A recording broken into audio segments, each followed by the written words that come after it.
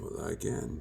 Now, for the second part of the experiment, the water has diffused, or the dye has diffused to the water, and we are fairly uniformly rojo, red, and fairly uniformly azul, blue. Frío, caliente. So what I want to do is I want to mix.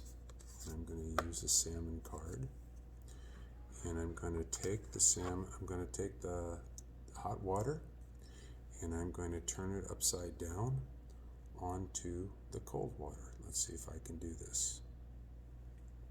Uno, dos, tres. Whoops.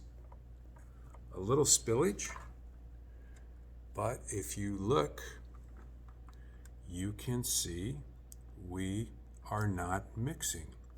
So we can assume that this is more dense than the caliente. And what we have created in between, you'll see a faint purple zone, is known as a thermocline. It is the separation of water by temperature. Well, let's see what happens if we invert it.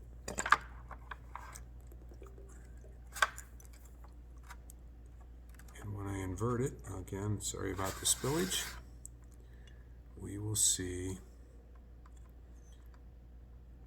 that the agua frío has moved into the warm water, and again we have now purple water down here. So this shows that the cold water is definitely more dense than the hot water. So we know for a fact then, and if I let this go for a while, we should mix up both ways, and if I didn't spill, you would see a little bit more flow coming up into the blue.